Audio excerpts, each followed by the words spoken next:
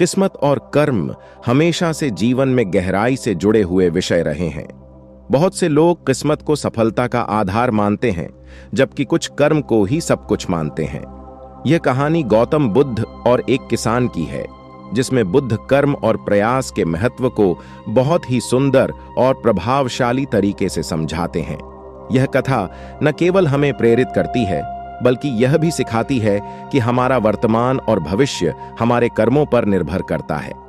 कहानी की शुरुआत। एक बार गौतम बुद्ध अपने शिष्यों के साथ एक गांव से गुजर रहे थे। वह शांतिपूर्ण वातावरण में थे और उनके चेहरे पर हमेशा की तरह एक गहरी शांति छाई हुई थी।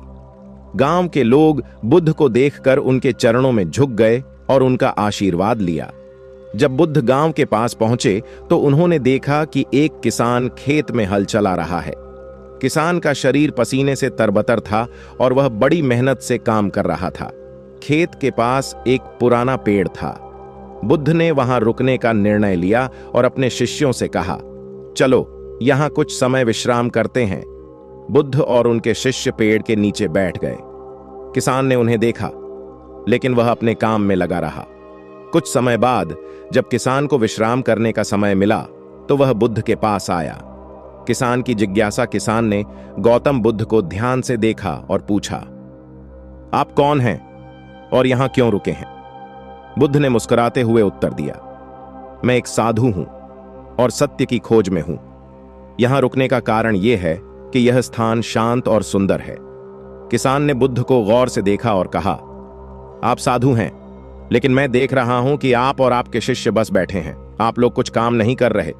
क्या ऐसा नहीं है कि कर्म के बिना जीवन संभव नहीं है? बुद्ध ने मुस्कुराते हुए उत्तर दिया, तुमने सही कहा, कर्म के बिना जीवन संभव नहीं है, लेकिन हर कर्म का एक उद्देश्य होता है।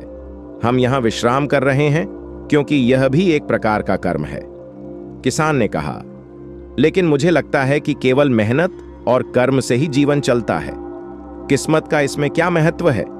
बुद्ध ने कहा, किस्मत और कर्म पर चर्चा करना दिलचस्प होगा, लेकिन पहले मैं तुम्हारी कहानी सुनना चाहूंगा। क्या तुम मुझे अपने जीवन के बारे में कुछ बता सकते हो? किसान की कहानी। किसान ने अपनी कहानी शुरू की। मेरा नाम रामू है। मैं एक साधारण किसान हूं। यह जमीन मेरे पूर्वजों की है और मैं इसे बचपन से जोतता आ रहा हूं।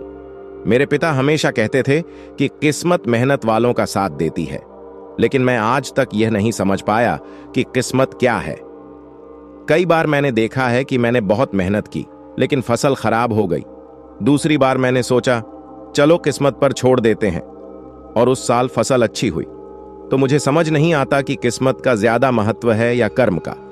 बुद्ध ने ध्यानपूर्वक सुना और पूछा, तो तुम्हारा मानना है कि मेहनत के बावजूद किस्मत का बहुत बड़ा रोल है? रामू ने उत्तर दिया, हां, यही मेरी उलझन है। गौतम बुद्ध का दृष्टिकोण। बुद्ध ने एक क्षण सोचा और फिर किसान से पूछा, क्या तुम यह जमीन हर साल बिना हल चलाए छोड़ सकते हो और फसल उगने की उम्मीद कर सकते हो? रामू ने हंसते हुए कहा, नहीं, ऐसा तो संभव ही नहीं है। अगर जमीन को जोता नहीं जाएगा, बीज नहीं डाले जाएंगे तो फसल कैसे होगी? बुद्ध ने मुस्कुराते हुए कहा, यह तुम्हारे सवाल का जवाब है। किस्मत तब काम करती है जब कर्म किया गया हो। किस्मत केवल एक सहायक शक्ति है। अगर तुम खेत में मेहनत नहीं करोगे तो किस्मत तुम्हारे लिए कुछ नहीं करेगी। रामू ने ध्यानपूर्वक सुना, लेकिन उसकी जिज्ञासा बनी रही। तो आप यह कहना चाहते हैं कि किस्मत का कोई महत्व नहीं है? बुद्ध ने उत्तर दिया, किस्मत का महत्व तब है जब तुम्हारे कर्म उसके साथ हों।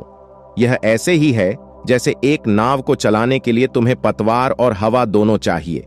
अगर तुम नाव खेने का प्रयास नहीं करोगे तो केवल हवा तुम्हें मंजिल तक नहीं ले जाएगी। कर्म और प्रयास का महत्व बुद्ध ने किसान से पूछा, क्या तुमने कभी देखा है कि मेहनत करने वालों को किस्मत भी साथ देती है? रामू ने सिर हिलाकर कहा, हां, यह सच है, लेकिन कुछ लोग बिना मेहनत के भी सफल हो जाते हैं। यह क्यों होता है? बुद्ध ने मुस्कुराते हुए कहा, कभी कभी ऐसा प्रतीत होता है कि लोग बिना मेहनत के सफल हो जाते हैं, लेकिन असल में उनके पिछले कर्म उनके वर्तमान में साथ देते हैं। तुम्हारा आज का कर्म तुम्हारे भविष्य की किस्मत बनाता है। यह एक चक्र है जिसे समझना जरूरी है।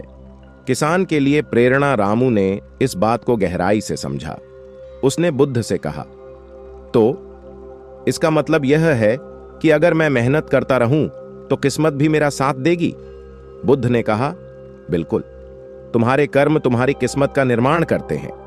जैसे तुम्हारा हल चलाना और बीज बोना तुम्हारे खेत की फसल तय करता है, वैसे ही तुम्हारा हर प्रयास तुम्हारे जीवन की दिशा तय करता है।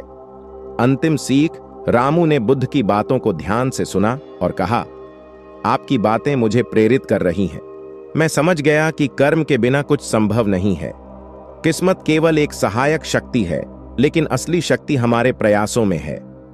बुद्ध ने मुस्कुराते हुए कहा, यही सत्य है। कर्म करते रहो और परिणाम के बारे में चिंता मत करो। तुम्हारी मेहनत ही तुम्हें सफलता दिलाएगी। उस दिन से रामू ने मन लगाकर खेत जोतने और मेहनत करने का संकल्प लिया। उसने किस्मत पर विश्वास तो रखा, लेकिन अपना सारा ध्यान अपने कर्मों पर केंद्रित कर दिया। निष्कर्ष, यह कहानी हमें सिखाती है कि कर्म ही जीवन का आधार है। किस्मत तभी साथ देती है जब हम मेहनत करते हैं। जैसे खेत में बीज बोने और उसकी देखभाल करने के बाद ही फसल होती है, वैसे ही जीवन में मेहनत और प्रयास के बिना सफलता संभव नहीं।